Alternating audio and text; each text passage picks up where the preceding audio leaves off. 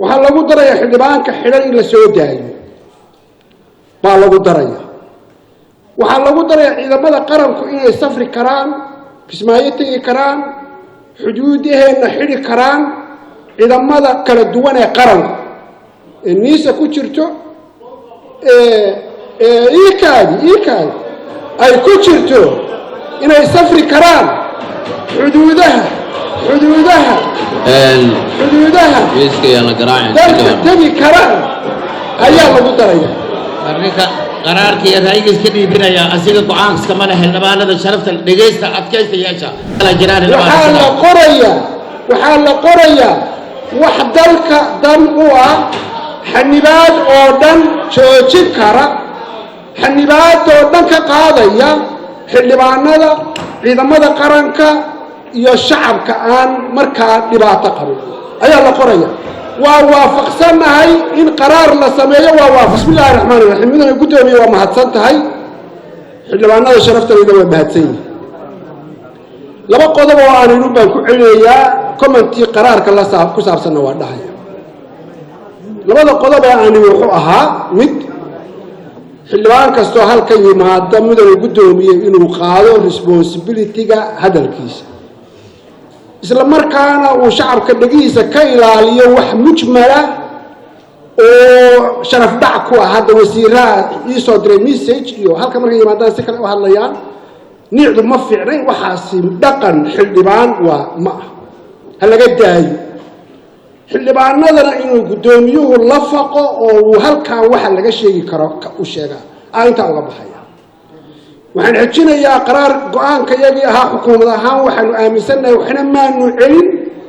xildhibaanaduna waxaanu aaminsannahay inay si accesskooda iyo socodkooda free u yihiin waa ku celinaya haddii meeshaa wax ka dhaceen waa anigii yidhi khaladaada saddexaa dhici kara qaraarkii hore xildhibaanada iyo dadka loogu celinaya kismaayo ka yimid inuu yaallo xildhibaanada uu saameeyey ama in airboodka qalad ka dhacay ama xildhibaanadu si falaydka uga tahay baadhis bay u baahan tahay anigu halkaa ma gelahay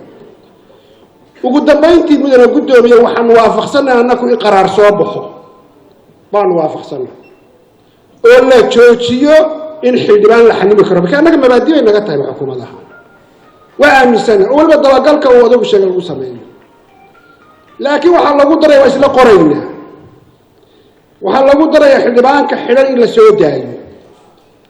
baa lagu daraya waxaa lagu darayaa ciidamada qaranku inay safri karaan kismaayo tegi karaan xuduudaheenna xidhi karaan ciidamada kala duwan ee qaranku ee niisa ku jirto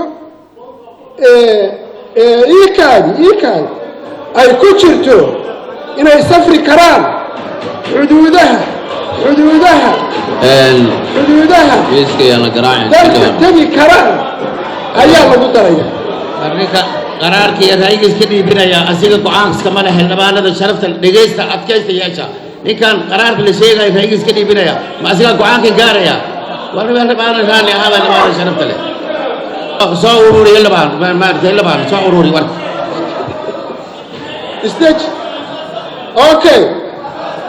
waxaa la qorayaa waa dhameeyay